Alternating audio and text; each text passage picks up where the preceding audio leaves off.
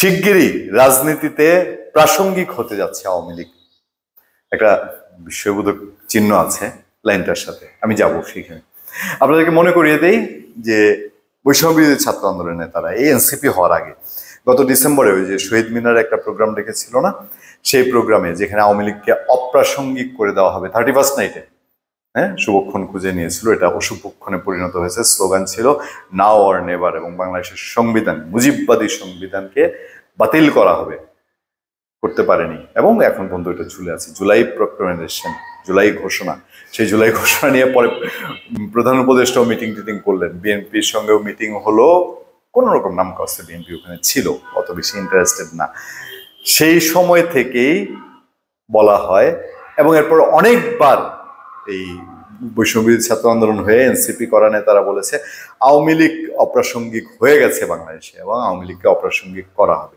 এরপরে কেউ না কেউ, এই এনসিপি বলেন, মাঝে মাঝে বিএনপি, এই উপদেষ্টাদের কেউ কেউ, তারপর ট্রাইব্যুনালে মামলা চলছে, কোনো না কোনো একটা প্রেক্ষাপট দিয়ে বাংলাদেশে দেখবেন যে প্রতিদিন আলোচনায় থাকে আওয়ামী লীগ, আওয়ামী লীগ, আওয়ামী লীগ। আসলে এই করতে করতেই কি আওয়ামী লীগকে অপ্রাসঙ্গিক করতে করতেই এখন প্রাসঙ্গিক হয়ে গেছে।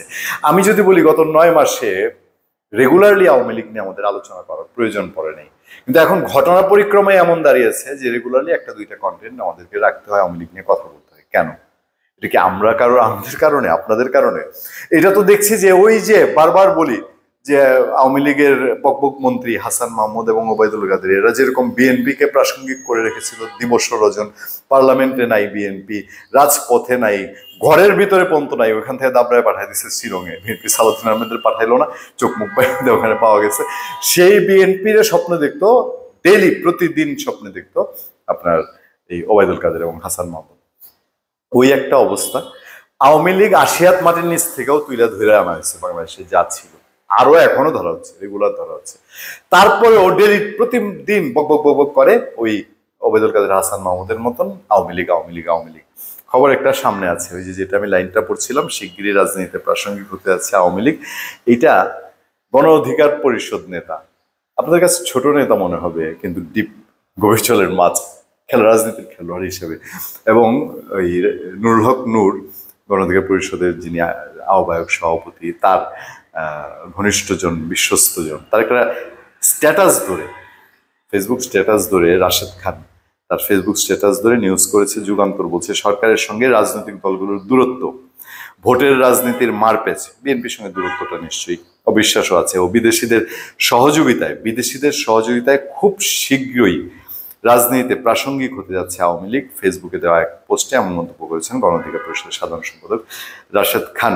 বিষয়টা কি? গত 5 আগস্ট ছাত্রজনতা তীব্র আন্দোলনের মুখে ক্ষমতাচ্যুত হয়ে, এটা একটা কমন ভূমিকা যুগান্তর রাখে সবকিছুর মধ্যে, সব নিউজে। সবশেষ শনিবার স্বরাষ্ট্র উপদেষ্টা আওয়ামী লীগের মিছিল ঠেকাতে আইন শৃঙ্খলা বাহিনীকে কঠোর পদক্ষেপ নেওয়ার নির্দেশনা দেওয়ার পর রোববার খুলনায় বিশাল মিছিল করেছে পতিত আওয়ামী লীগের নেতাকর্মীরা। জানিয়ে এবার ফেসবুকে একটি পোস্ট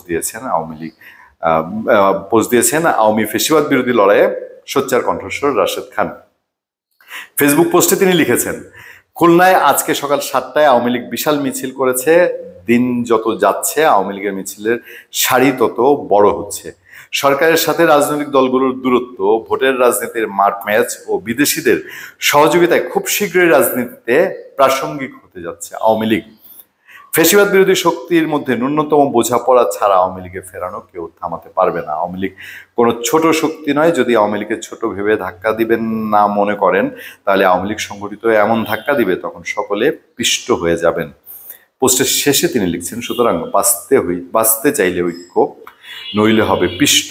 আওয়ামী লীগ ফিরতে পারলে রবে না কিছু অবশিষ্ট। এর আগে তিনি বলেছিলেন সবার ফাঁসির ঝুড়িতে ঝুলতে হবে।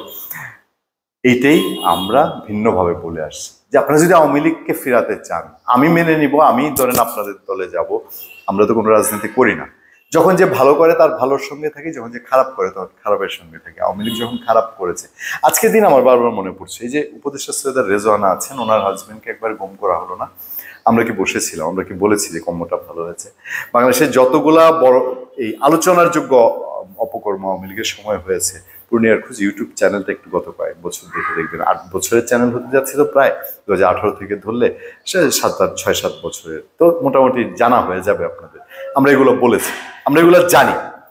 সেই যখন যার খারাপ, খারাপকে খারাপ বলতে হয়, ভালোকে ভালো বলতে হয়, এইটি আমাদের ছিল অ্যাম্বিশন, যে ওই জায়গায় যেতে চাই না।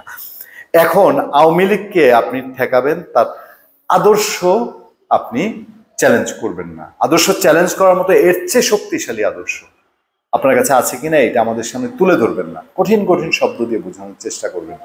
তো এই কঠিন কঠিন শব্দ দিয়ে বুঝাইতে গিয়া যখন আমাদের দাঁত ভেঙে পড়বে, তখন আপনি পুলিশকে ধাক্কা দেবেন। পুলিশ বলবেন, আপনি যে আমার গিলাইতে পারলেন না, আপনার দোষ না, দোষ এখন পুলিশের। পুলিশ কেন আওয়ামী লীগরে ঠেকায় না?